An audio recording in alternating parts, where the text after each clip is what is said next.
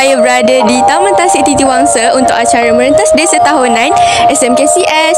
Saya Balkis Umairah dari TVPSS. Tiada bintang kan bersinar, tiada lagi bumi berputar jika ku tak bersamamu. Semuanya kan runtuh, tiada tulang yang bergetar, tiada senyuman yang ku gemar jika ku tak bersamamu. Semuanya kan runtuh.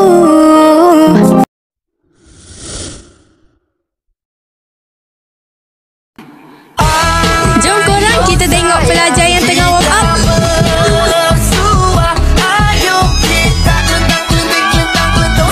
Bestnya tengok diorang bersedia untuk nak lari nanti.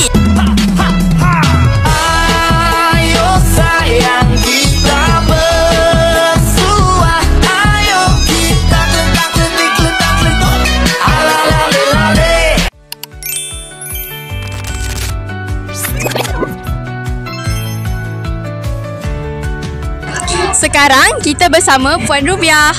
Puan, apa harapan Puan untuk Merentas Desa tahun ni?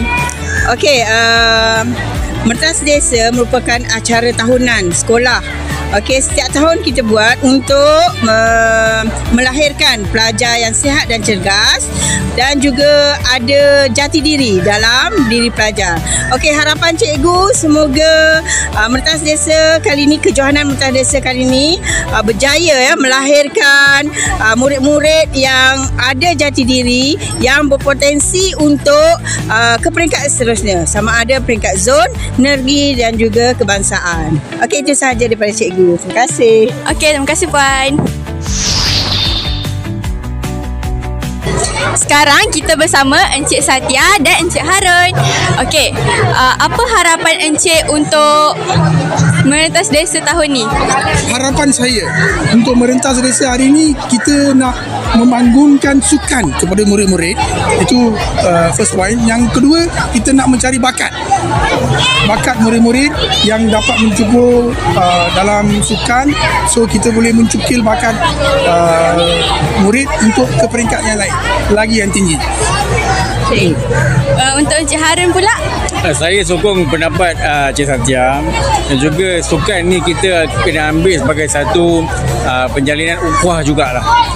Sambil kita bersenam, rokan peluh, menyiapkan badan, kita juga merapatkan silaturahim sebenarnya, merapatkan ukhuwah lah sesama kita kan. Masa ni lah kita dapat tengok Form 1 sampai Form 5 berinteraksi, semuanya berinteraksi dan bercakap dan bergurau senda. Assalamualaikum Puan.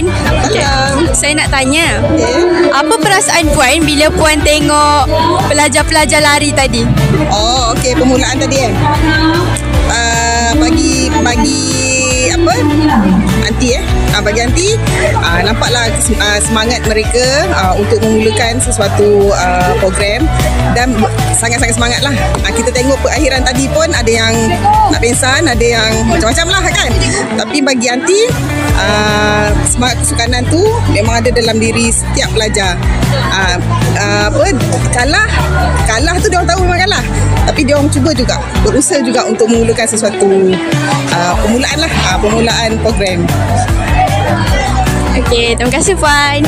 Terima kasih kepada semua yang turut hadir ke Merentas Desa ini. Tahniah kepada semua pemenang dan peserta. InsyaAllah ada rezeki kita berjumpa lagi pada tahun depan. Sekian, terima kasih.